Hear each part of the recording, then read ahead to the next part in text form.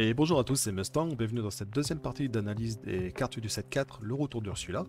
On s'était arrêté donc aux cartes Ruby, donc on avait vu ensemble dans la partie 1 les cartes Ambre, Améthyste et Émeraude. Alors évidemment il y a de nouvelles cartes qui sont sorties depuis la sortie de cette première analyse. Il y aura une partie 3 pour traiter toutes les cartes qui n'apparaissent pas, enfin qui sont sorties après l'analyse de la première de ces trois premières couleurs. Et les cartes que je raterai en rubis, saphir et acier seront également dans cette partie 3. Donc on attaque avec le Benja qui est 5-3 pour 4 en crabe, il est mentor et king, il sera pas du tout joué sauf si on a besoin d'exploiter ces traits là. Voilà, pas grand chose d'autre à dire, c'est classeur. Fazou, il est 0,4 pour 2 en crabe, ce personnage ne peut pas défier et vous pouvez épuiser Fazou pour redresser un de vos personnages Mulan qui ne pourra pas partir à l'aventure ce tour-ci. Dans l'idée c'est pas mauvais, parce que contrairement aux autres effets similaires, il faut que, par exemple, vous payez 5 pour votre Maui, vous attaquez, vous devez encore payer 2 pour le redresser et réattaquer. Là, vous payez pas en plus parce que votre personnage il est déjà sur le en-jeu. Donc vous avez juste besoin de l'épuiser. Il est 0,4, donc en début de partie, il va stick sur le board, hein. C'est pas facile à gérer, 0,4 surtout sur le tour 2. Maintenant, le problème c'est que vous pouvez cibler que des personnages Mulan. Personnages Mulan actuellement, il y avait le chapitre 1, il y en a en jaune mais elles sont pas jouées, et on en verra 2 par la suite, et c'est tout. Et la personne et une des deux Mulan que l'on verra par la suite, c'est vous n'avez pas envie de la redresser, enfin c'est beaucoup d'investissement pour pas forcément grand chose, enfin ça va être très situationnel pour pouvoir bien l'exploiter. Donc dans l'idée, vous avez soit la Mulan du set 1, soit la Mulan légendaire. C'est pas beaucoup, et je pense qu'on ne verra pas Fazou jouer à cause de ça. Peut-être plus tard, dans les 7, 5, 6, 7, je sais pas. S'ils rajoutent des Mulan, peut-être qu'on pourrait voir Fazou. Mais là, actuellement, la majorité du temps, vous allez jouer Fazou, il fera rien pendant 2-3 tours, et voilà. Dingo, 2-4 pour 4 en crabe, il a charge. Lorsque ce personnage en défie un autre, vous gagnez 2 points de lore. Donc c'est pendant votre tour, hein, parce que ce personnage doit défier un autre personnage. Ça ne marche pas si vous défiez les lieux, c'est juste les personnages. Maintenant, sur Dago, je trouve que c'est vraiment une dinguerie. Tout simplement parce que il vous permet d'avoir du reach, comme on dit. Euh, ça fait que vous payez 4, et typiquement, vous pouvez, si l'adversaire a des personnages épuisés, vous gagnez 2 points de lore. Les personnages épuisés, il y en a souvent, hein, la plupart du temps, c'est rare que l'adversaire reste avec des personnages redressés. Alors ça peut arriver par exemple comme en vert gris où on a besoin d'installer un certain board, on veut le conserver parce qu'il y a des synergies avec tous les personnages. Euh, Maintenant, la plupart des decks auront des personnages épuisés. C'est extrêmement fort. Si on le redresse, vous gagnez, s'il défie, vous gagnez 2 points de l'or, vous le redressez avec le fou ou n'importe quelle autre carte qui permet de redresser les personnages, vous envoyez Dingo en défi, vous générez 2 points de l'or en plus. Ouais, alors ça c'est la première carte que l'on va voir dans ce set 4. En tout cas pour les cartes rubis, ils mettent vraiment en avant, et on le verra aussi beaucoup en acier, ils mettent beaucoup en avant le côté bagarre. Et ils veulent que ça se batte, c'est une autre façon de gérer un petit peu le board. On pouvait déjà le faire, mais ça marchait pas très bien. Et notamment, une des raisons pour laquelle ça ne marchait pas très bien, c'est que quand vous faites la bagarre avec le board adverse, l'adversaire, lui, il a gagné des points de l'or. Vous faites la bagarre, vous en gagnez pas des points de l'or. Donc vous commencez à bien stabiliser, l'adversaire, il est déjà aux alentours de 16 points de l'or, et vous êtes à 0 parce que vous avez fait que défier. Là, ce dingo, il vous permet de défier, tout en conservant, en évitant d'être trop en retard au niveau du lore, parce que vous allez faire de la gestion tout en générant des points de lore. Donc excellente carte qui va permettre en tout cas un nouvel archétype d'apparaître. Je ne sais pas si cet archétype sera fort, sera nul ou pas, mais en tout cas il y a un nouvel archétype qui pourra exister, donc ce sera un archétype bagarre, grâce à ce dingo et à d'autres cartes. Hercule, il est 3-3 pour 3 non en crabe, il a charge. C'est Rafiki, mais en rouge. Ceci dit, le personnage Hercule, ça peut créer des synergies, il y a déjà un alter. On verra, il y a des autres cartes dans ce set 4 qui va rentrer en synergie, je crois, avec les héros, les princes, peut-être les Hercules spécifiquement. Voilà. Si on a besoin En fait, si c'est joué, ça sera joué parce que c'est Hercule, parce que c'est un héros ou un prince. Le fait qu'il soit 3-3 charge, non, non, crabe, on s'en fout. Voilà. Il y aura autre chose à jouer en rouge. Kan, il est 3-2 pour 2 Vanilla, on s'en fout. Li Shang. Intéressant le Li Shang. Alors, le problème, c'est qu'actuellement, bah, on le joue sur quoi? Bah, on ne sait pas. Puisque le Li Shang en gris, je pense que c'est hors de question de jouer ça dans son deck pour jouer cette carte-ci. Donc, pour ceux qui auraient raté la partie 1, dans ce set 4, on n'a pas vraiment de nouvelles mécaniques. Hein. On va avoir deux façons de jouer différemment des cartes. C'est-à-dire que bah, là, ça reste du full board. Vous allez pouvoir faire l'alter comme n'importe quel autre alter. Sauf que là, cet alter va pas vous coûter de l'encre, ça va vous coûter une carte de votre main. Et ici, c'est spécifiquement une carte de personnage. C'est probablement l'alter le moins contraignant de ce set 4. Carte de personnage, les decks sont constitués facile à 80% de cartes de personnage. Maintenant, par rapport à son effet, vos personnages avec 4 de force ou plus gagnent plus 1 point de l'or. Et ça fonctionne pour lui aussi, bien sûr. Si vous arrivez à le passer à 4 de force, il gagnera 1 point de l'or et il partira à aventure pour 2. En vrai, c'est pas mauvais parce que dans un deck qui veut faire la bagarre, vous avez beaucoup de personnages qui ont des effets lorsque vous défiez des autres personnages. Vous avez de la force surtout pour faire la bagarre, c'est intéressant. De la volonté aussi. Mais contre les decks contrôle, ça c'est bien contre les decks aggro, mais contre les decks contrôle, vous avez très souvent déjà, vous n'avez pas beaucoup de choix pour défier les personnages, parce que soit ils vont les laisser redresser, soit ils vont pas en jouer tout de suite. Donc vos personnages qui sont censés faire la bagarre ne servent à rien. Et bah lui, il permet de leur donner une espèce de second souffle, où vos personnages, à 4 de force, ils vont pouvoir gagner 1 point de l'or en plus, et vous allez pouvoir tout simplement faire la course. En gros, vous devenez le deck agressif par rapport au deck contrôle grâce à cette carte. Pourquoi pas? C'est juste qu'actuellement, je ne sais pas sur quoi on la joue. Le Lumière. Lumière, c'est Grand-Duc. C'est Grand-Duc? Non, c'est Duc, tout court. En jaune, mais sans contrainte. Parce que le Duc, c'est, si je ne me trompe pas, c'est Roi, Reine, Prince, Princesse. Lui, c'est à tous vos autres personnages, donc voilà, c'est bien meilleur que le Grand-Duc. Après ça, en rouge, c'est pas en jaune. En jaune, souvent, il y a beaucoup de contraintes. Là, vous en avez pas. C'est ok. Admettons que vous avez juste les 3 premières cartes sur votre board, vous jouez Lumière, vous gagnez 2, 4, 6 points de l'or. Parce que vous avez joué Lumière. C'est ok. Voilà. Alors si Li Shang est joué, je pense que Lumière sera joué. Si Li Shang n'est pas joué, parce que tout simplement le deck bagarre n'existe pas, je pense pas qu'on verra Lumière non plus. Mulan. Un 3 pour 2, ancrable. Lorsque vous jouez une carte action, ce personnage gagne plus de force durant ce tour.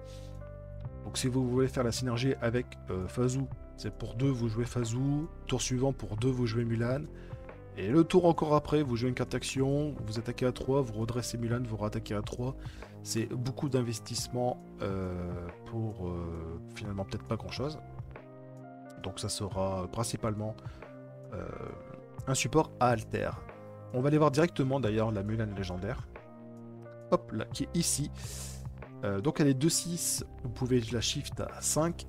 Et lorsque vous jouez ce personnage via sa capacité shift, elle gagne plus 3 de force pendant ce tour.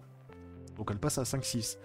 Et Mulan dit que pendant votre tour, lorsque ce personnage inflige des blessures à un autre personnage en défi, vous infligez le même nombre de blessures à 2 autres personnages. On va dire que quand vous allez jouer Mulan en shift, vous allez très souvent raser le board. Maintenant, le problème, la légendaire, elle est super forte. Le problème, c'est que les Mulan, il y en a vraiment pas beaucoup. Et si vous jouez, par exemple, en rubis saphir, en rubis acier, vous savez que cette Mulan-ci qui est pas ouf et relativement fragile. 1-3, ça, c'est très fragile en fait. Donc la légendaire Mulan, elle est très forte, mais j'ai peur qu'elle soit injouable. Simplement parce que le support à alter il suit pas derrière quoi. Maintenant on peut la jouer pour 6. On peut la jouer pour 6. Si elle survit et qu'on arrive à la booster, elle fera quand même un carnage. et voir, on le verra un peu plus tard, peut-être avec un objet en plus. Donc ne pas la jouer sur le tour 6 mais sur le tour 7 et raser le board tout de même. On verra. Mais ça peut faire une alternative à Soyez prêts, ceci dit, si on la joue sur le tour 7. On en était où? Namari. Bah, Namari, c'est 2-3 pour 3 non ancrables. C'est exactement comme Mulan, sauf que vous faites pas des blessures à 2 autres personnages, mais à un seul personnage. C'est très fort, Namari. Les rouges-bleus, par exemple, qu'on connaît aujourd'hui, galèrent beaucoup contre les decks aggro.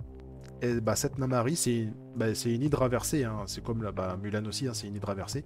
C'est les dégâts que vous infligez rebondissent sur un autre personnage de votre choix. Là, vous pouvez blesser vos propres personnages également si vous en avez l'utilité, plutôt que de clean le board adverse. Donc, par exemple, vous pouvez vous attaquer un personnage, vous le bannissez, ou alors il n'est pas banni parce qu'il a trop de volonté. Vous ne pouvez pas le rechoisir parce que c'est un autre personnage, mais si vous jouez en jaune-rouge peut-être, vous pouvez blesser un de vos autres personnages, et puis du coup vous payez 4, vous faites la réponse, vous soignez, vous piochez. C'est une possibilité. La carte elle est flexible, elle n'est pas ancrable. Bon, je pense que c'est assez mérité. C'est un peu dur parce qu'il y a des cartes dans les autres couleurs qui sont vraiment pétées et sont ancrables.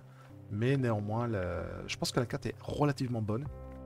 Et elle pourrait vraiment aider les decks. Plus contrôle, rouge quelque chose, bon rouge-bleu, hein, celui qu'on connaît aujourd'hui, à stabiliser le début de partie. Raya, on n'en parlera pas tout de suite, on en parlera un petit peu après. Sisu, elle est 1-4 pour 3 en crabe, elle part à l'aventure pour 2 et ce personnage gagne 1 de force pour chaque carte dans la main de votre adversaire. Ça c'est très difficile à évaluer. Contre les decks aggro, elle sera très rapidement à 3 voire 2 de force. Et contre les decks contrôle, elle aura beaucoup plus. Elle permettra de péter les lieux plus facilement. La carte est vachement intéressante. A noter aussi que contre les decks contrôle, si vous avez Li Shang en jeu, elle va très souvent partir à l'aventure pour 3. Donc en fait Sisu je la vois bien dans les decks plutôt anti-contrôle que anti-aggro. Mais compliqué à évaluer quand même. Ah je sais pas. J'ai vraiment du mal sur cette carte là. La carte elle a l'air ok sur le papier. Mais je sais pas si on arrivera à faire une place pour elle. Peut-être. Ça dépendra de la méta en vrai. Tuk tuk. 2-3 pour 3 il est insaisissable. Lorsque vous jouez ce personnage, vous pouvez les déplacer lui ainsi qu'un autre de vos personnages dans le même lieu gratuitement. Et l'autre personnage que vous avez déplacé, il gagne plus 2 de force ce tour. Ça fait beaucoup de choses, c'est beaucoup de texte. Vous avez un gain d'encre phénoménal en jouant cette carte-ci parce que prenez les lieux par exemple comme ici, vous payez 2 pour placer un personnage sur ce lieu, vous gagnez 4 d'encre en jouant cette carte-ci. Vous avez un body et en plus vous avez l'effet plus 2 de force sur l'autre personnage ce tour-ci. C'est extrêmement fort. Tuk tuk. Il y a moyen que... Alors dans les decks bagarre, parce qu'on reverra le canard boiteux, ça sera une carte clé de cet archétype-là. Maintenant, Tuk Tuk, je pense que même sans le côté bagarre en rouge, il y a moyen qu'il se joue. Hein, ça représente beaucoup d'encre à lui tout seul. Donc, assez fort. Alors, on va revenir sur la Raya que j'ai zappé du coup. Et pourquoi? Parce que elle, lorsque vous jouez ce personnage, vous pouvez redresser un de vos personnages qui se trouve sur un lieu, qui ne pourra pas partir à l'aventure pour le reste du tour. La ligne de play, elle est vraiment intéressante. Dans l'idée, vous jouez le tuk-tuk, vous placez lui et un autre personnage dans un lieu, vous faites ce que vous avez pour le reste du tour. Le tour suivant, vous jouez Raya. Ça vous permet de redresser le personnage sur un lieu. Et en plus, vous avez un body 3-3 qui l'aura 2. Ça peut vraiment être intéressant pour le coup. Notez, par exemple, si vous avez le Simba en rouge qui l'aura 3, vous jouez le Simba, vous jouez le tuk-tuk que vous placez dans un lieu, peut-être un lieu à 1, et le Simba peut partir à l'aventure. Le tour suivant, le Simba part à l'aventure, vous jouez Raya, vous redressez le Simba. Euh, ça, ça peut faire des plans de jeu comme ça où tout simplement vous allez redresser vos personnages tout en posant des bodies et des personnages qui partent à l'aventure pour deux. Pourquoi pas. Mais quand on va lire le canon boiteux, idéalement ça sera redresser des gros personnages, typiquement des Maui. La vie de pirate. Donc pour ceux qui auraient raté la partie 1, c'est une nouvelle façon de chanter les chansons. Donc là vous avez le Sing Together 6. En gros, vous pouvez utiliser n'importe quel nombre de vos personnages pour chanter la chanson. Et si vous jouez en équipe, vous pouvez également utiliser les personnages de votre pote pour chanter la chanson. Qu'est-ce qu'elle fait? Chaque adversaire perd 2 points de l'or, vous gagnez 2 points de l'or. C'est du reach, ça coûte 6. Je pense que c'est fort en vrai. Et que même il n'y aurait pas le Together 6, il y aurait moyen que ça soit joué en x1 ou x2 dans les decks. Là, le Together 6, et la carte elle est vraiment gratuite, c'est trop facile à chanter. Donc, excellente carte. En plus, c'est ancrable. Si vous la piochez en début de partie, bah, vous l'ancrez, et en fin de partie, ça vous donne voilà, cette possibilité d'aller gratter les points à distance, en plus. Donc, vraiment très très bonne carte. La carte à côté est excellente aussi, sauf qu'elle va être très situationnelle, ça va être méta-dépendant. En gros, ça vous fait l'effet de Madame de Tremen, donc l'adversaire doit bannir un de ses propres personnages, donc ça passe au travers de hors d'atteinte, puisque c'est l'adversaire qui choisit un de ses personnages. Si on a besoin de rapidement bannir un personnage Ward, parce que un deck, ou pas forcément dans ce 7-4, hein, même beaucoup plus tard dans le 7-5, 6-7, etc. Si jamais l'adversaire sur le tour 4, il joue un personnage hors d'atteinte très embêtant, qui est vraiment clé dans le deck, bah, cette carte-là existe en tout cas existera pour répondre à ça en fait. Donc c'est méta dépendant. Et si aujourd'hui on a des cartes clés à gérer rapidement, typiquement vous jouez contre un acier qui vous pose un Robin très rapidement. Donc je parle du Robin Alter. Hein. Si vous jouez un deck chanson, peut-être vous jouez un jaune ou rouge, un peu contrôle, enfin un deck bizarre, un archétype qui n'existe pas encore aujourd'hui. Bah, vous avez la possibilité de gérer ce Robin Alter assez rapidement. Donc ouais, c'est pas... Je pense que l'effet il est très très puissant, mais ça va être vraiment méta dépendant. Brawl, vous bannissez un personnage avec 2 de force au moins, c'est nul. Et désolé, une petite coupure. On est arrivé à la proclamation impériale. Ça coûte 1, c'est ancrable. Et lorsque un de vos personnages en défie un autre, vous pouvez payer 1 de moins le prochain personnage que vous jouez ce tour.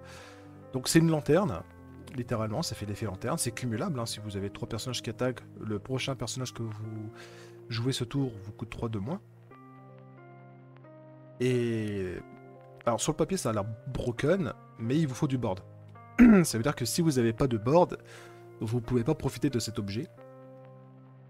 Donc c'est un peu compliqué je trouve. Sachant qu'il faut défier un autre personnage, encore une fois ça ne fonctionne pas si vous allez défier des lieux. Donc c'est à voir. C'est à voir. Je sais pas, est-ce qu'on aura l'utilité de cet objet, parce que concrètement, vous allez, si on le joue tour 1, tour 2, si vous jouez un tour 2, ok, et ensuite vous pouvez jouer un tour 4 directement. Alors qu'est-ce qu'on joue en tour 4? Ça peut être une réponse, il y a des très très bons tours 4 dans le jeu. Les tours 5, j'en parle même pas, ça fait que vous pouvez jouer un tour 5 au tour 4. Ça peut aussi dissuader l'adversaire de partir à l'aventure, ou de défier vos autres personnages, parce que vous avez cet objet et il n'a pas envie de prendre à Maui sur le tour 4 par exemple, donc ça peut être aussi dissuasif.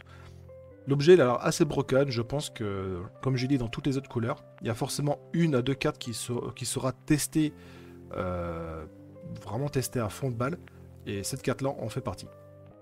On va passer sur les médaillons. Ça coûte 2, c'est ancrable, vous devez épuiser et repayer 2. Vous choisissez un personnage qui gagne 2 de force ce tour, et lorsque ce personnage en défie un autre ce tour, vous pouvez piocher une carte. Si vous avez des effets qui permettent de redresser les personnages, pourquoi pas? Ça vous fait piocher plein de cartes finalement, c'est une possibilité. C'est un petit peu cher, c'est un petit peu lent. Ça fait un peu penser au talisman sumérien qui était pas terrible, mais on a quand même su en faire vite fait quelque chose. Même si aujourd'hui c'est plus joué, mais dans l'idée c'est qu'on a vu que la carte était jouable à minimum. Et j'ai l'impression que cette carte-là c'est pareil, c'est jouable. Voilà. Je pense que peut-être que ça sera testé, mais c'est à voir. Après, évidemment, si vous la jouez sur le tour 2 et que vous avez des cartes qui synergisent bien avec ce côté un peu bagarre, par exemple, vous avez Namari. Donc vous jouez ça sur le tour 2, vous jouez Namari sur le tour 3, au tour 4, votre Namari, en plus de bien péter la gueule du board adverse, elle vous fait piocher 1, en théorie. Donc à voir. C'est pas... C'est pas déconnant. C'est pas mauvais, c'est un peu comme le talisman sumérien, je pense que ça va être très très niche, ou alors je me trompe, ça sera extrêmement fort, notamment par rapport au play que je viens d'expliquer peut-être, on verra. La vitalisphère, alors ça c'est un objet moi dans lequel j'y crois énormément. Vous payez 1, vous bannissez cet objet, vous choisissez un personnage qui gagne charge et plus 2 de force ce tour. Bah ça j'y crois vraiment beaucoup en cet objet. Notamment, vous êtes sur le tour 4, vous avez la vitalisphère qui est déjà en jeu, vous jouez Namari, vous payez 1, votre Namari, elle fait le travail, quoi. Elle va aller, comme on dit, cleave, c'est-à-dire qu'elle va attaquer et faire rebondir ses dégâts. Moi je trouve ça, je la trouve relativement forte. En tout cas, elle permet de donner des charges et plus de force, et c'est vraiment très très fort pour juste 1. En fait, c'est 2 parce que vous payez 1, puis 1 plus tard, et vous bannissez l'objet. Mais moi, j'y crois vraiment, cet objet. A noter aussi, ça fonctionne avec... alors, il y a la fée clochette en bleu, qui est super rare. Quand vous bannissez un de vos objets, vous pouvez mettre cet objet dans votre réserve d'encre épuisée. Si vous avez rampe déjà un tout petit peu, juste un jeu vol ou une grand Martala, vous jouez la clochette, vous activez cet objet, vous donnez charge et plus d'attaque à votre clochette, vous rampez 1 et votre clochette elle est active. Ça, typiquement en bleu-rouge, ça pourrait rentrer dans une idée de bleu-rouge un peu bagarre et qui va quand même chercher du light très rapidement parce que vous allez, de temps en temps, vous allez gratter un d'encre de temps en temps. Et sachant qu'une carte en encre que vous avez en plus, c'est... Alors évidemment, oui, c'est du ramp, vous avez plus d'encre. Mais vous pouvez considérer ça comme de la pioche. C'est-à-dire que par exemple, avec la fée clochette, vous pouvez traduire la carte en donne charge, plus d'attaque à un personnage ce tour, puis piocher 1, parce que la carte vous allez la mettre en encre. Et en plus, votre fée clochette va, si vous lui donnez charge, va faire des trades en plus. Donc c'est extrêmement intéressant comme carte. Et on va finir avec les cartes rouges, hein, c'est ça, ouais, il n'y en a plus. Avec le canin boiteux. Donc ça c'est un lieu qui a 9 de volonté, c'est beaucoup, ça ne leurre pas heureusement. Et en gros c'est une carte qui sera centrale dans sa deck, encore une fois un peu plus axée sur la bagarre. Parce que lorsque vous avez un personnage à 3 de force ou plus qui défie un autre personnage, donc ça marche toujours pas sur les lieux, pendant que le personnage est sur ce lieu, vous gagnez 1 point de lore. Si le personnage a 6 de force ou plus, vous gagnez 3 points de lore. Donc vous avez Maui, vous le mettez sur ce lieu, il défie un personnage, vous gagnez 3 points de lore en plus. Vous voyez que entre ce lieu-ci, le dingo, on a quand même des... Voilà, ce que j'expliquais, c'est que souvent, quand vous cherchez à faire la bagarre avec le board adverse, lui, il est parti à l'aventure, mais vous, vos personnages, vous les envoyez pas à l'aventure, vous défiez les autres personnages. Donc vous commencez à stabiliser, l'adversaire est déjà très très haut en lore, et vos personnages qui font la bagarre, comme ce dingo par exemple, on ne prend pas en compte le texte. Vous avez le Maui aussi, c'est des personnages qui partent vraiment pas du tout à l'aventure. Hein. Une fois que vous avez stabilisé, vous êtes quasiment incapable de rattraper le retard parce que vos personnages ne génèrent pas beaucoup d'éclats de l'or. Alors que là, le Li Shang il va vous permettre justement de changer ça. Vous allez gagner beaucoup de points de l'or avec vos personnages après après avoir stabilisé. Et en plus, vous avez le dingo plus l'effet de ce lieu qui vous allez stabiliser le board et vous n'allez pas être en retard au lore parce que vous allez continuellement générer du lore tout en mettant en place votre plan de jeu un peu contrôle et prise de board. Notez aussi que le tuk-tuk, ça reste extrêmement fort parce qu'évidemment, vous allez déplacer les personnages dans ce lieu-ci. Et ensuite, avec des personnages peut-être comme Raya, ça c'est pas sûr, mais dans cette idée-là, c'est pas déconnant parce que si à un moment donné vous avez la possibilité de mettre un Maui sur ce lieu, d'attaquer, et au prochain tour, vous réattaquez avec le Maui, vous jouez Raya, vous redressez le Maui, vous réattaquez encore avec le Maui. On peut imaginer par exemple si on joue en rouge-jaune, donc vraiment capitaliser sur vos gros body et les faire attaquer plusieurs fois par tour et générer des points de l'or. C'est vraiment pas déconnant pour le coup. Alors, Saphir dans le 7-4. Avant de parler des 4, on va voir un petit peu l'orientation de Saphir dans ce 7-4. Donc, on a une orientation objet comme dans tous les sets. Sauf que là, ça a l'air de se concrétiser. On voit enfin où on veut aller avec ces objets. Puis, une partie très agressive quand même. Parce que bleu, mine de rien, ça a des bodies pas très forts. En fait, c'est un peu comme Emerald. Vous avez des personnages qui ont des effets puissants, des bodies un petit peu faibles, mais qui partent à l'aventure comme des asins. On pense à la chenille, à Prince, Prince Charmant, Maléfique, Gaston. Et voilà, tout ça, ça leur a 3. Ça n'a pas des bodies intéressants, mais c'est très agressif. Et notamment, donc là, on a Anna qui dit que si vous avez un autre personnage héros en jeu, ce personnage gagne plus 1 éclat de l'or. En jaune-bleu, c'est... Alors, jaune-bleu aggro, c'est un deck qui est jouable aujourd'hui. Et alors, vous êtes moins agressif qu'un hyper aggro, mais vous êtes moins sensible aux dégâts à distance parce que vous avez des bodies, tout en ayant quand même des personnages qui leur pas mal. Vous faites T1 Lilo, T2 Anna, vous êtes à 2 points de l'or, l'adversaire ne gère pas Lilo, vous êtes à 6. S'il gère Lilo, vous jouez un autre personnage à 3 qui a le tag héros, vous gagnez encore 2 points de l'or. Et 1-4 en début de partie, c'est pas simple à aller chercher. Donc pour une commune, je trouve que c'est plutôt une bonne carte. Ariel, elle est 3-4 pour 6, non ancrable, elle est hors d'atteinte par la toi pour 3. Alors déjà ça, c'est déjà un peu lourd. Mais en plus, tant que vous avez plus d'objets en jeu que chacun de vos adversaires, ce personnage gagne plus de points de l'or. Donc vous avez Glace à l'eau en jeu, l'adversaire n'a pas d'objet en jeu, ce Ariel fait 5 $.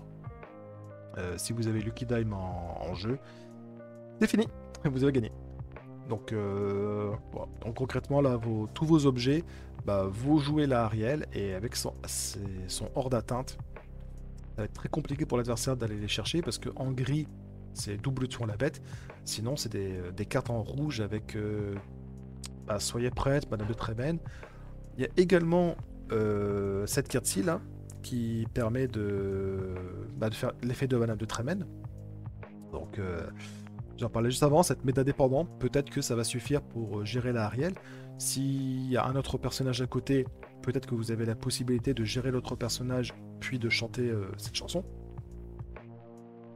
Donc, ouais. Et sinon, il y a beaucoup de decks qui ne pourront pas répondre à cette Ariel. Et là, ça va commencer à être très problématique. En tout cas, voilà, on commence à avoir vraiment des gros payoffs en bleu, quelque chose objet. Et c'est bien.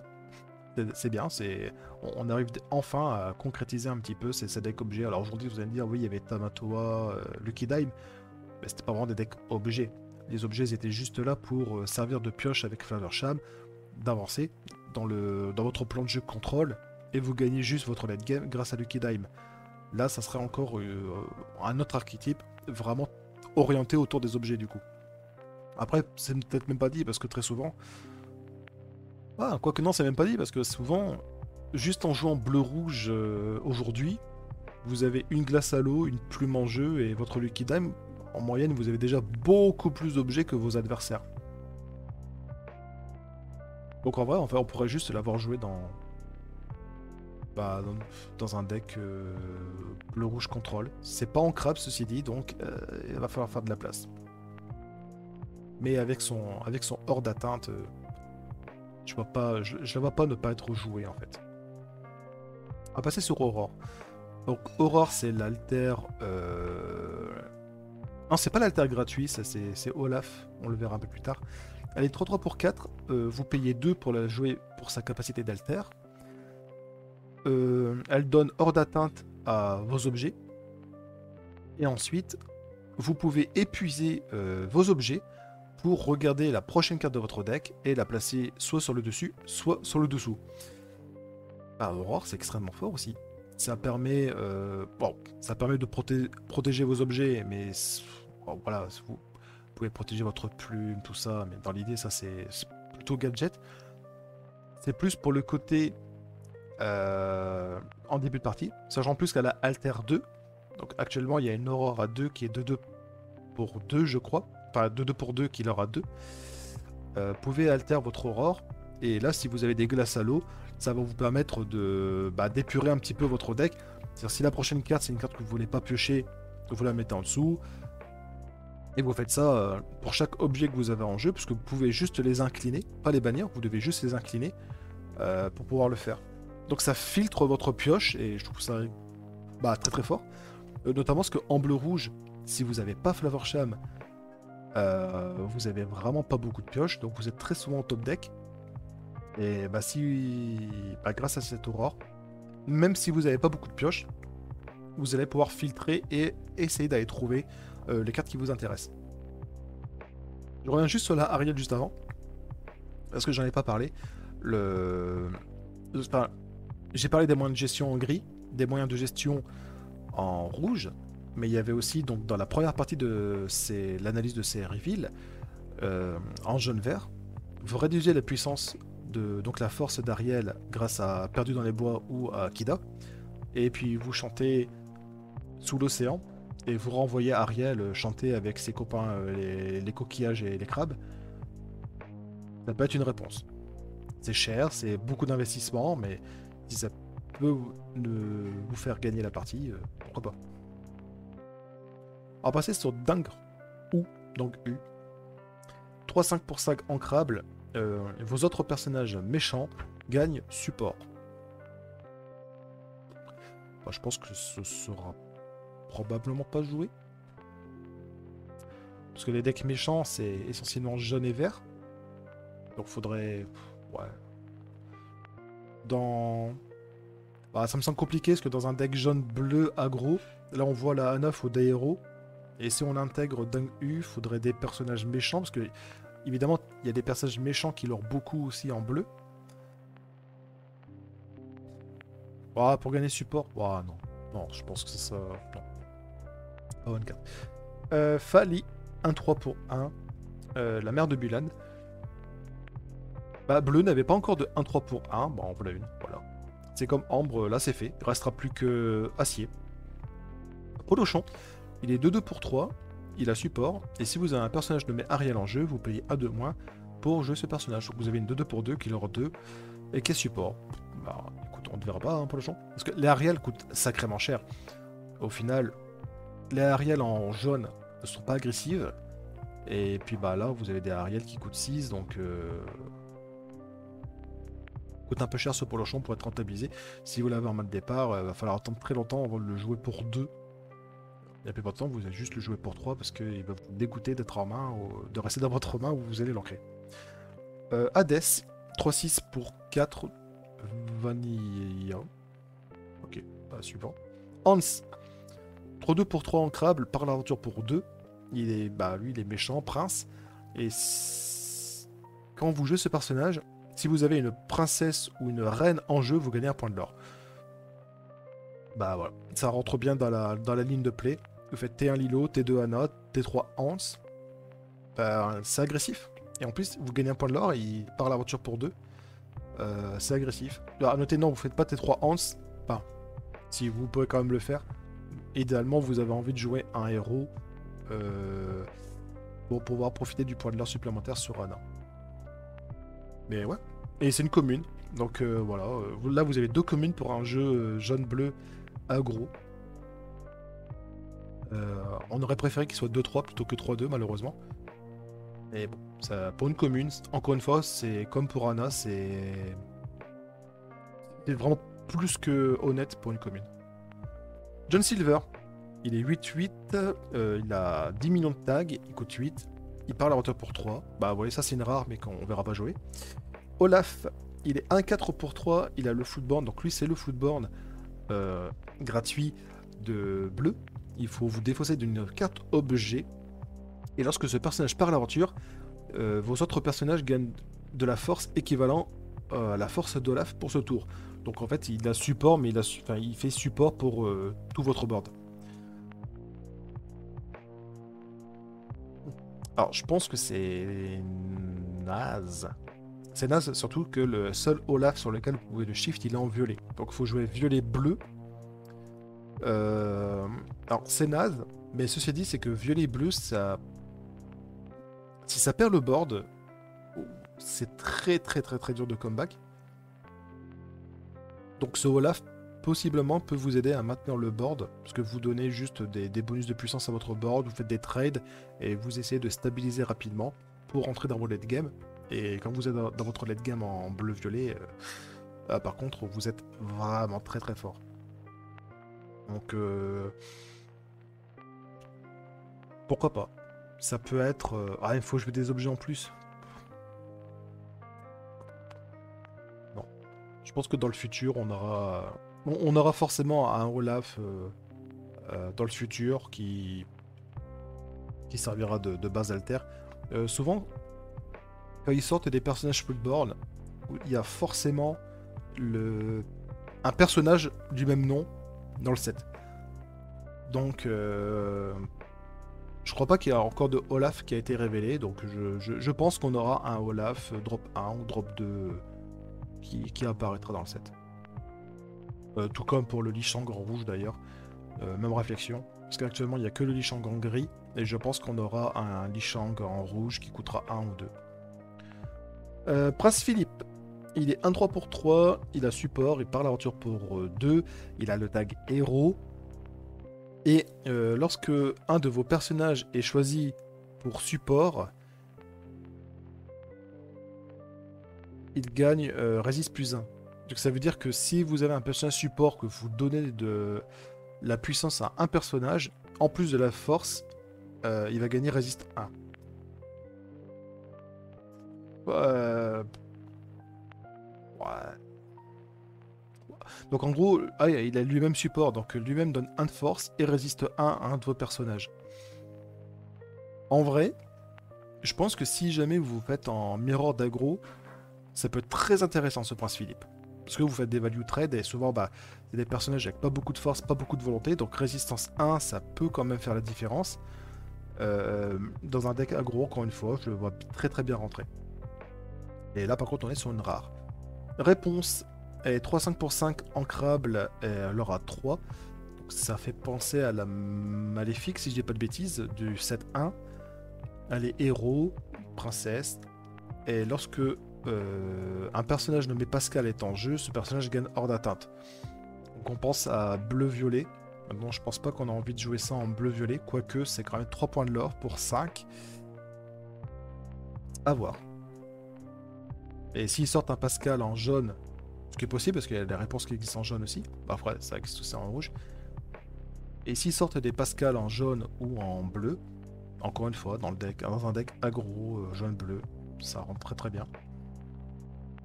Scuttle, j'ai pas son nom lui en français, il est 1-3 pour 2 ancrable, c'est un peu lent. Et lorsque vous jouez ce personnage, vous regardez le top 4 de votre deck, vous pouvez révéler une carte d'objet et la placer dans votre main, et placer le reste en dessous. Donc c'est une Ariel, sauf qu'au lieu d'aller chercher une chanson, vous cherchez un objet. Pourquoi pas? En vrai, pourquoi pas? Si vous n'avez pas votre plume, j'essaie toujours de jouer en plume. Si vous n'avez pas votre plume en main de départ, vous jouez ça sur votre tour 2, vous tentez d'aller chercher. Si vous avez vraiment pas d'objet en main de départ, vous avez Flavor Shab en main, vous faites T2, Scuttle, vous cherchez votre glace à l'eau, peut-être. Vous jouez votre glace à l'eau, vous faites votre tour 3 et vous assurez un objet. Ah, c'est pas mal. Je trouve que c'est pas mal, ça offre un peu de stabilité. Au détriment de la tempo, parce que là, vous jouez une 1-3 pour 2, ce qui est vraiment pas terrible. Mais c'est un outil de stabilité, donc pourquoi pas. Plutôt une bonne carte. La reine, elle est 3-3 pour 3 ancrable, carte légendaire de Saphir. Et oh là là, qu'est-ce que c'est écrit là? Vous épuisez ce personnage, vous regardez les 4 prochaines cartes de votre deck, vous pouvez choisir une carte objet et l'ajouter à votre main, et si c'est une carte qui coûte 3 au moins, vous pouvez la mettre en jeu gratuitement et vous replacez les cartes en dessous. En fait, ça fait comme le Scuttle à côté, sauf que si vous, en plus, vous trouvez une carte d'objet à 3 au moins, vous pouvez la jouer gratos. Solide la reine, très solide. Alors, on va dire oui, ça prend fracassé, ça prend plein de removal, tout ça, mais comme beaucoup de cartes. Hein. Et très solide. Qu'est-ce qu'on va aller chercher avec la reine? Je suis pas sûr, on verra. Mais en tout cas, c'est plutôt solide, je trouve. Scopa magique, Beautiful à lui. Il s'est perdu. Bon, on le verra plus tard. Dig a Little Deeper. Donc ça, c'est la chanson Together de Saphir sur ce set-ci, avec cette nouvelle façon de payer la carte. Pas de la chanter plutôt. Vous regardez les 7 prochaines cartes de votre deck, vous en placez 2 dans votre main, le reste en dessous dans n'importe quel ordre. Donc ça fait un giga de développe ton cerveau. Je pense qu'en vrai c'est ok. De la jouer en pareil, de jouer en x1, x2 dans les decks. Au 8, Saphir peut largement se permettre de les payer. Ouais, ok. C'est... Vous avez un petit peu de temps, vous payez 8, vous allez chercher votre soyez prête, peut-être, ou une autre réponse. C'est ok. J'aime bien la carte. C'est comme pour le Scuttle, en fait, ça va vous offrir de la stabilité. Sauf que là, vous arrivez en late game, il faut trouver votre connaissance de victoire, qui peut être un Lucky Dime par exemple. Bah, vous jouez ça et vous regardez les 7 prochaines cartes de votre deck, vous en prenez 2 sans condition. Ouais, non, je pense que la carte, je pense qu'elle est vraiment forte, la carte aussi. Nouvelle chanson, Seldom Always Seem, ça coûte 2, c'est ancrable. Le personnage choisi gagne moins 3 de force ce tour. Non, ok. On passe. Ensuite, on a pour 6, vous retournez les 2 objets de votre discard dans votre main.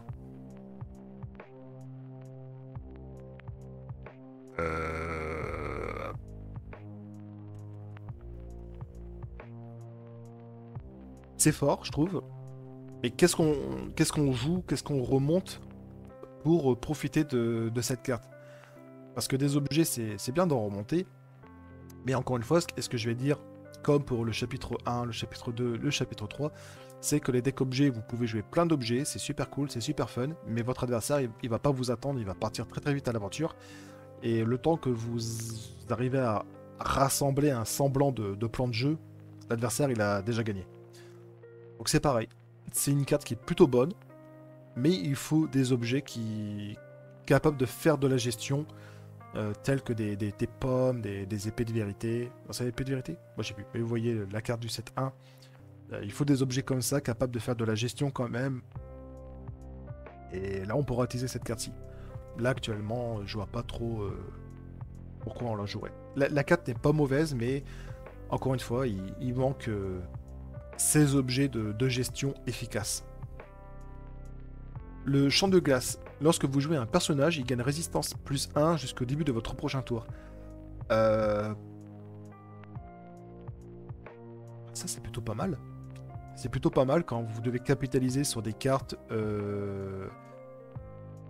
assez précises. Notamment si vous jouez contre gris quelque chose. Vous savez que vous prenez double tuant la bête. Vous perdez votre Ariel ici. Bah, vous avez le champ de glace en jeu. Vous jouez Ariel. Là, double tuant la bête, ça la tue pas. Double tuant la bête, ça la laisse à 2. Ça la laisse à 2 PV. Donc il faudrait un 4 tuant la bête pour pouvoir la dégager. Sinon, bah voilà, sinon ça prendra 5 de l'or. Bah c'est très bien. Pareil sur les decks Ariel Combo.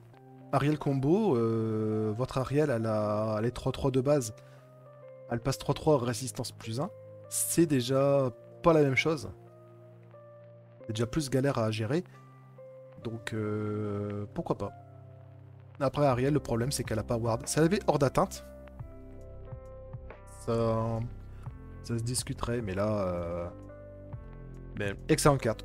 C'est un excellent objet. À voir dans quelle stratégie on va pouvoir faire fonctionner cet objet.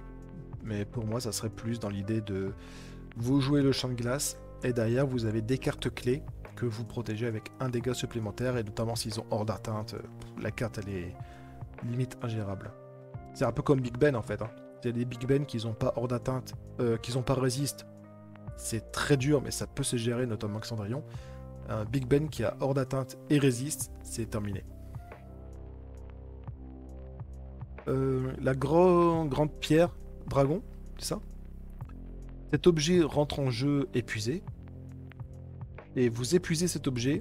Vous pouvez placer une carte de personnage de votre défausse dans votre réserve d'encre face cachée et épuisée. Ça coûte 3, c'est ancrable.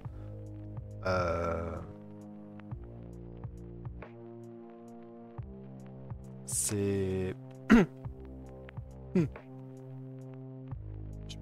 pense qu'il y a peut-être des match-up où ça serait supérieur à la plume. Mais globalement, je pense que c'est inférieur à la plume. En fait, c'est inférieur à la plume dans beaucoup de situations. Et c'est supérieur dans d'autres. Notamment, si vous êtes dans un mirror de contrôle, bah, vous épuisez pas votre main. Vos personnages, vous les recyclez en encre. Et notamment si vous jouez bleu quelque chose, bah bleu-rouge contre bleu-rouge par exemple. C'est pas dit que les Judith soient toujours jouées peut-être, alors bah c'est possible. Mais voilà, c'est bien contre les match-up control j'imagine, mais pas contre les... Dans les autres cas, la plume sera supérieure. Et on termine avec la grotte d'Ariel, ne génère pas de l'or, coûte 2 à 7 de volonté. Et si vous avez 3 objets ou plus en jeu, ce lieu génère 2 points de l'or au début de votre tour. Donc ça, évidemment, c'est une sorte de payoff deck objet. Vous avez vos points de l'or. Donc c'est bien, vous avez, entre guillemets, vos win conditions avec Ariel, avec ce lieu-ci. Alors je parle bien dans un deck full objet, attention. Reste encore une fois à avoir des objets qui font de la gestion. Et tant qu'il n'y aura pas ça, vous pouvez sortir autant de cartes que vous voulez, ça marchera jamais. Même une carte qui coûterait 10, qui dirait si vous avez, lorsque vous jouez cette carte, vous avez 5 ou 6 objets ou plus en jeu, vous gagnez la partie, ça ne sera pas joué parce que vous n'irez pas jusqu'au tour 10. Donc voilà, il faut trouver des objets qui font de la gestion, qui ont de l'impact sur le board, pour que des decks vraiment centrés sur les objets puissent exister. Et actuellement, ce n'est pas encore le cas. Et on va attaquer la dernière couleur de cette vidéo avec acier. Et avant de parler de ces cartes-ci, on va remonter voir le balai qui s'était caché parmi les cartes saphir. Donc lui il est 2-6 pour 6 ancrable, résistance 1 par l'aventure pour 2. Et pour chaque autre personnage balai, celui-ci gagne plus de force, en effet statique. C'est ok. Je suis pas sûr que c'est celui qui fasse tenir le deck balai. Mais en l'occurrence on a... Ouais, ça fait une belle menace quand même. Mine de rien, 6 PV avec résistance plus 1, ça résiste à Maui si jamais. Donc, rien que pour ça, ça vaut peut-être la peine de le jouer, sachant qu'on peut le jouer facilement pour 5. Donc ouais, pourquoi pas. Ça rajoute des cartes en plus pour le deck balai, voilà. En plus, lui, il part à l'aventure. Pas facile à tomber. 6 PV avec résistance 1, c'est clairement pas facile. Alors, on va parler des Aladins. Donc là, on a le Aladin 1-3 pour 1. Donc ça y est, toutes les couleurs ont une 1-3 pour 1. Ensuite, il y a le Aladin Alter, le 3-3 pour 3. Vous pouvez donc le jouer gratuitement pour sa capacité d'Alter en vous défonçant d'un lieu. Possiblement le Aladin le plus compliqué à jouer. Enfin, je dirais le footboard le plus compliqué à jouer, puisque des lieux, dans un premier temps, on n'en a jamais 40 dans un deck.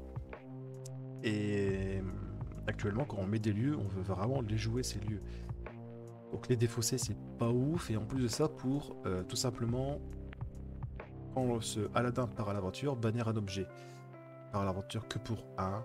Je pense que c'est beaucoup trop cher et pas assez rentable, au niveau, que ce soit au niveau des stats ou du lore, pour juste bannir un objet. On va passer sur le Colosse. Enfin, le Cyclope, plutôt. Il est 4-1 pour 2 dans Crab Vanilla, on s'en fout. Ariel, sacré dinguerie, je pense possiblement la carte la plus forte du 7-4, en tout cas pour l'instant. Hein, peut-être qu'il y a encore des cartes que je n'ai pas vraiment analysées, hein, peut-être qui sont sorties après la partie 1 pour les couleurs ambre, améthyste et émeraude, et les cartes qui sortiront dans les couleurs que je viens de traiter dans cette vidéo, mais plus tard. Et pour l'instant, j'ai vraiment l'impression que c'est la carte la plus forte du 7-4. Vous pouvez l'alter pour 4, elle est 3-8, c'est des stats énormes. Et par l'aventure pour 2, et en plus, quand vous chantez une chanson, vous pouvez payer 2 pour infliger 3 blessures à un personnage. La carte, elle est monstrueuse. Et comme pour les autres cartes dans les autres couleurs, je pense que c'est une carte qui va être testée à fond de balle et qui va intégrer tous les styles song Day One. Shifu. Il est 0,5 pour 3 ancrable. Ça paye pas de mine, mais mine de rien, il aura l'aventure. Enfin, il part à l'aventure pour 3. S'il n'a pas de marqueur blessure sur lui.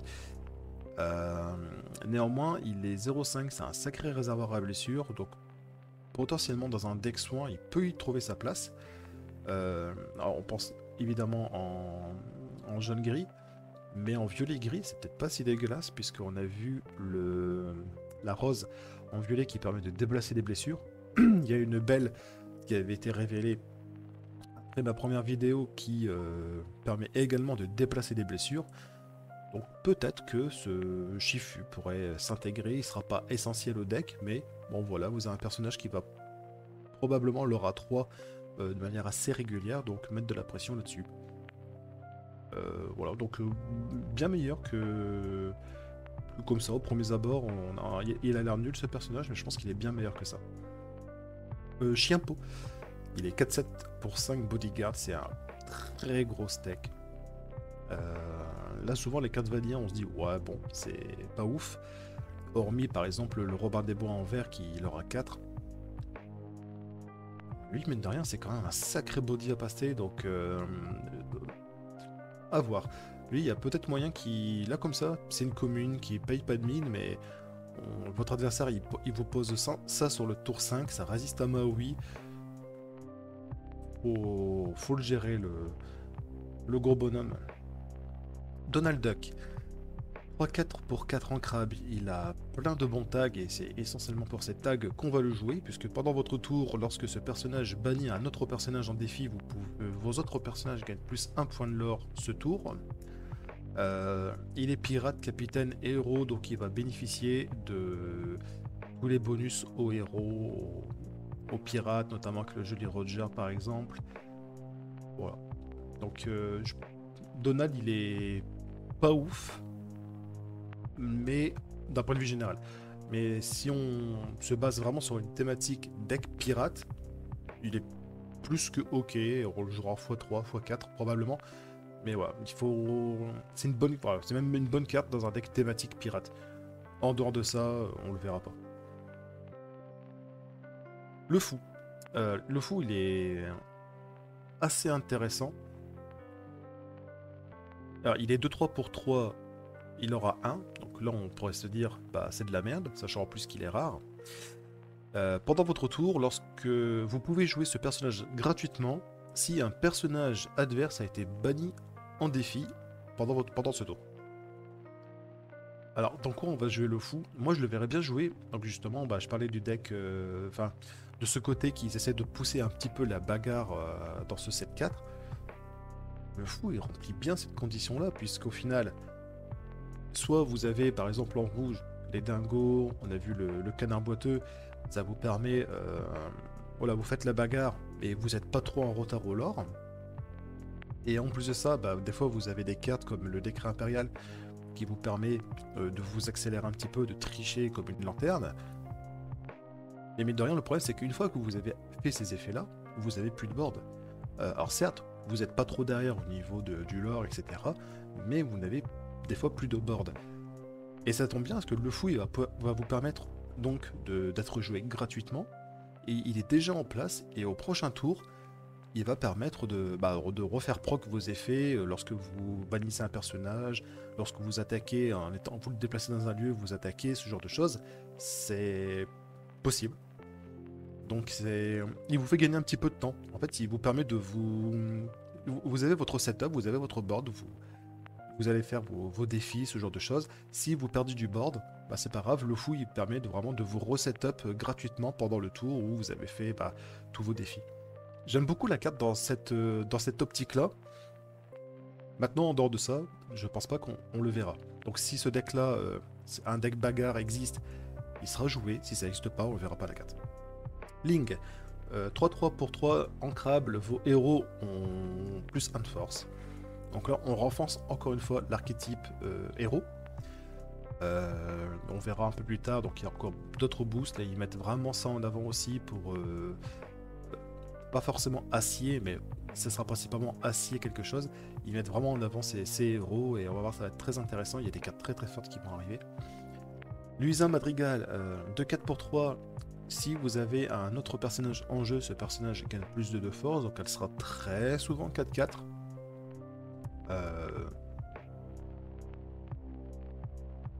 C'est des bonnes stats. Faut voir si le slot à 3 sera pas trop surchargé, mine de rien.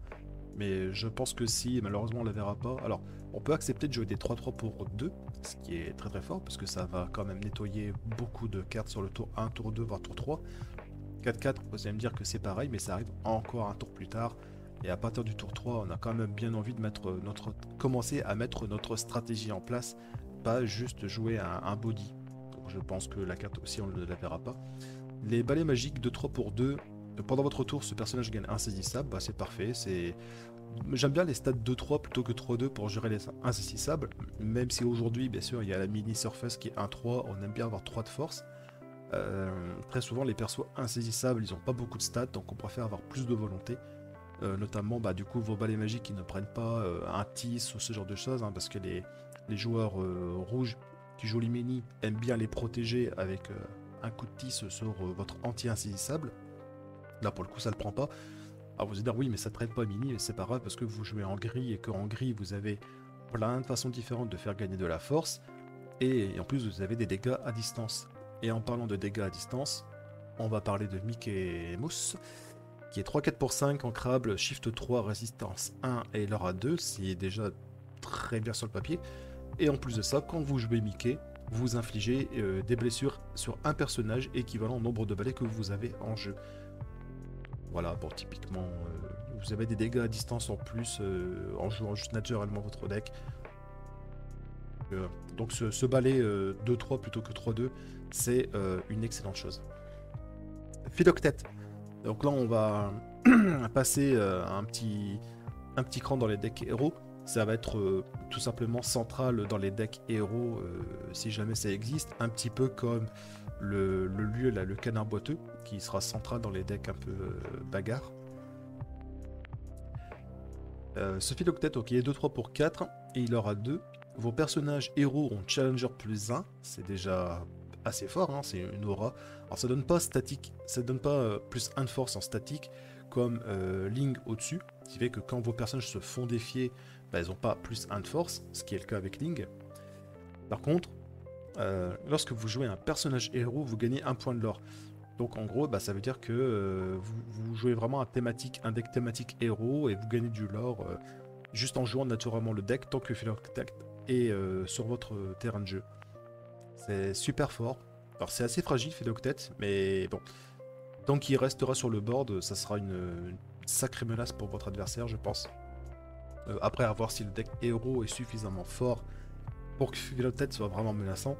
Parce que c'est bien d'avoir Philoctète, mais si tous les héros à côté sont nuls, voilà, on le jouera pas non plus. C'est un peu comme le deck objet.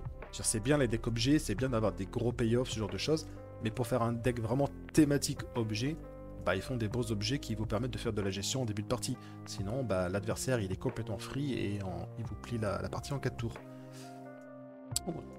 Raja. Il est 3-4 pour 4 ancrable lors pour 2. Et si vous n'avez pas de 4 en main, les personnages qui coûtent 4 ou moins ne peuvent pas défier ce personnage. Alors, sur le papier, c'est terriblement nul.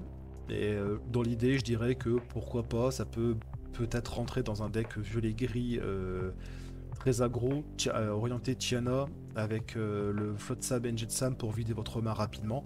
Vous posez Raja, l'adversaire ne peut pas le défier si vous le posez assez rapidement. Et d'ailleurs, vous partez à l'aventure très très vite entre votre Flotsam et Jetsam, Raja, Tiana, ce genre de cartes. C'est un deck qui est vraiment ultra all-in et à voir. En tout cas, c'est très intéressant parce que si ce deck-là fonctionne, c'est-à-dire qu'actuellement on gère pas mal le board adverse via des actions, soit tuons la bête ou voilà, des chansons. Ici, ce sera pas possible à cause de Tiana, donc on sera très content d'avoir des decks justement orientés un peu plus bagarre. Donc c'est ça à voir. Je dis pas que ça sera fort, ça sera à la limite jouable pour l'instant. Mais dans l'idée, je vois pas Raja être joué autrement que comme ça. Un dernier espoir. Donc le dernier espoir, c'est une chanson pour 3 non ancrables. Vous choisissez un personnage qui gagne résistance plus 2 jusqu'au début de votre prochain tour. C'est déjà honnête, sincèrement. Et si c'est un héros qui a été choisi, votre héros peut se battre avec les personnages adverses qui ne sont pas épuisés. Bah, ça fait penser à l'action qu'on a eu au chapitre 2, l'action de Ralph, qui permettait de faire strictement cet effet-là, mais pas que sur un personnage héros. Bah là, ici, c'est une chanson, ça vous donne résistance plus 2, et votre personnage peut faire la bagarre. De mémoire comme ça, je ne crois pas qu'il y a un personnage héros qui est capable d'attaquer plusieurs fois, un petit peu comme le Capitaine Crochet ou comme le Scar. Mais si on avait ça, ça serait potentiellement un clean de board assuré grâce à cette carte-ci. Dans tous les cas, la carte est extrêmement forte, je trouve, encore une fois, dans un deck thématique héros. Maintenant, il faut voir quel est le package héros qui nous est proposé pour savoir est-ce que ça va être bon ou pas bon. Mais en tout cas, là, on a deux superbes cartes. Philoctet et cette carte-ci sont vraiment très très fortes. The Mob Song. Donc ça, c'est la Together 10 de ce set 4 pour acier.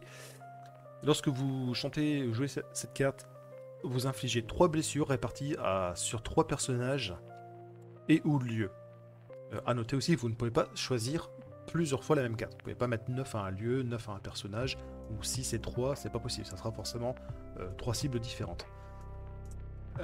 Notez aussi, heureusement qu'ils ont mis le up to 3 cibles, parce que si en face il y avait qu'une cible et chez vous il y avait des cibles, vous auriez été obligé de mettre 3 blessures en face et 6 chez vous. C'est probablement la seule chanson Together dans laquelle je crois le moins sur ce set 4. Ça me semble être vraiment cher payé, 10 pour ce que ça fait, puisque vous faites pas, encore une fois, s'il y avait la possibilité de faire 9 sur une seule cible, ok, peut-être qu'il y aurait moyen, vous faites 6 et 3 peut-être, voilà, ça peut faire des choses. Là c'est 3-3-3, je pense que c'est vraiment, vraiment cher payé pour ça. Il aurait peut-être fallu que ça soit 4 fois 4-4-4. Là, ça aurait été peut-être beaucoup mieux même. Et là, 9 dégâts répartis sur 3 cibles et en tranche de 3-3-3. Encore, on aurait eu même la possibilité de répartir nous-mêmes les dégâts. Par exemple, on a 9 blessures. Je décide d'en mettre 5 ici, 2 ici et 2 ici. Peut-être aussi que ça aurait été plus intéressant. Là, bon, je pense que c'est de très très loin la moins bonne des chansons Together. Imperial Bow. Vous inclinez la carte, vous payez 1. Vous choisissez un personnage héros qui gagne Challenger plus 2 et évasive, donc insaisissable ce tour-ci. Voilà, c'est une carte anti-évasive et tous vos héros peuvent devenir anti-évasifs. Ouais, très bien. Encore un super outil pour les decks thématiques héros, c'est très très bon. A noter aussi que le Challenger plus 2, c'est... Non, c'est Wild Challenging. Ah, attendez un peu. Et si on joue en rouge-gris, whenever, un moment, another kind of... Ça marche du coup. Donc ça veut dire qu'avec ça, vous pouvez mettre plus 2, Challenger plus 2 à un de vos personnages héros. Vous avez un personnage héros dans le lieu canard boiteux. S'il a 6 de force, vous gagnez 3 de l'or en plus de faire de la gestion. Ouais, ça devient plutôt pas mal, hein, ces outils de bagarre, surtout en rouge-gris. Ce qui serait fort intéressant, parce que rouge-gris, bon, il y avait le deck pirate qui était qui fonctionne plutôt bien. Voilà, c'est pas loin d'être vraiment un bon deck, mais il manque encore quelque chose. Peut-être, pourquoi pas, le Donald là. Mais là, le rouge-gris, il a des allures de vrai deck. Et pour une fois, on aura, pour une première fois d'ailleurs, un vrai deck rouge-gris. Ça serait assez cool d'avoir une nouvelle bicolorité qui vienne dans la méta et qu'on puisse prendre au sérieux.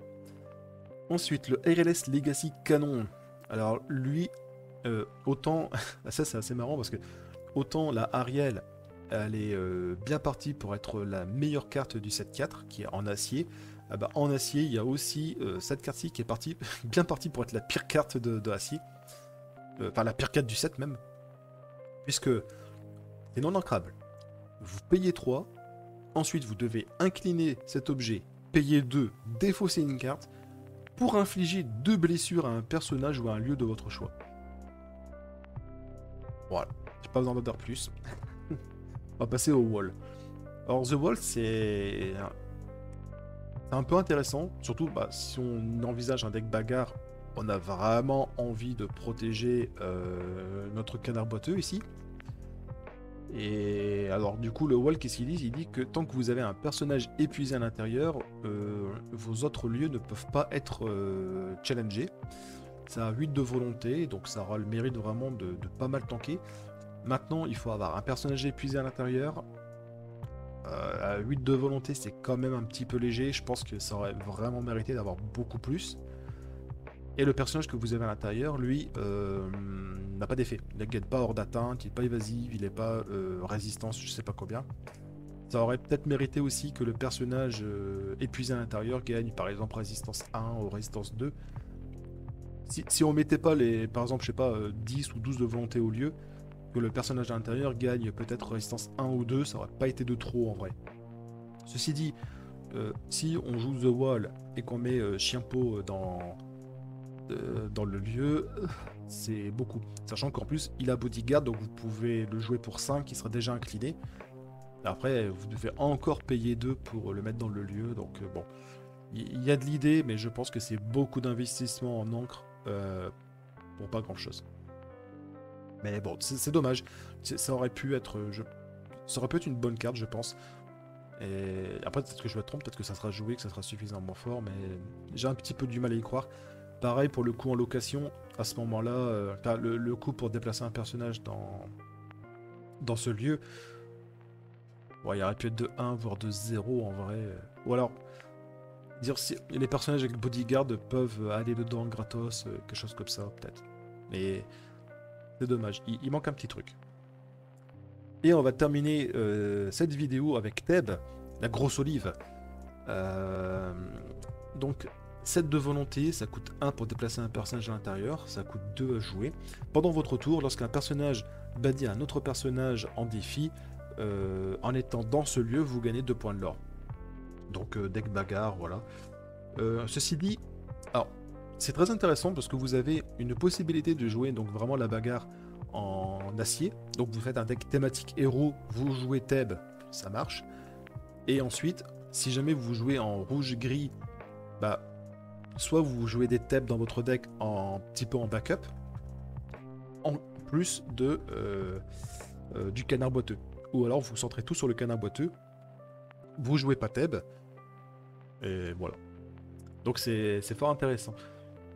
Donc qu'est-ce qu'on peut dire actuellement de ce set 4? Donc évidemment il y a tous les reveals que je n'ai pas encore vus ou analysés. Donc la partie 3 elle sortira assez vite d'ailleurs, parce que j'ai vu qu'il y avait une avalanche il y avait un tsunami de reveal. J'aime beaucoup parce que enfin on va pouvoir un peu plus d'interaction, se battre avec l'adversaire, plutôt que de juste je développe mon plan de jeu, j'ai fait un maximum de value et puis hop j'ai fait soyez prête et puis j'arrive dans mon late game. Les decks aggro, bah, ils vont avoir un petit peu de mal contre ce genre de deck aussi, ce genre de deck très bagarre. Donc, il faut voir. Il y a des excellents outils. Je pense notamment le dingo, c'est une dinguerie. Cette carte-ci, le One Last Hop, je pense que c'est une excellente carte aussi. Le deck balai, on verra si c'est jouable dans ce set 4. Mais globalement, moi je suis très content. Il y a beaucoup de nouveaux. Il y a beaucoup d'archétypes, il y a beaucoup de choses à faire, à explorer. Genre par exemple ce Aparia Proclamation, ce décret royal, je crois, ou je sais pas comment ça sera traduit en décret impérial, peut-être. Euh, Mine de rien, il y a moyen de vraiment l'exploiter dans beaucoup de couleurs. La Vitalisphère, j'y crois beaucoup aussi. Euh, le Tuk-Tuk, je trouve aussi c'est une sacrée dinguerie. Ouais, donc il y a beaucoup d'excellentes cartes qui vont permettre à beaucoup d'archétypes de briller, je pense, dans ce set 4. C'est la fin de cette vidéo, de cette deuxième partie d'analyse des cartes de set 4, le retour d'Ursula. Si vous avez aimé, mettez un pouce comme ça, pas aimé, mettez un pouce comme ça. Sinon, laissez un commentaire si vous êtes plutôt d'accord ou pas d'accord avec moi, on peut débattre dans l'espace commentaire. Je ferai une troisième partie évidemment pour traiter de toutes les cartes que j'ai ratées, donc je crois qu'il reste plus beaucoup de cartes à reveal. Donc je vais attendre qu'elles sortent toutes pour faire une troisième et dernière vidéo. Et d'ici là, moi je vous dis à la prochaine. Bye!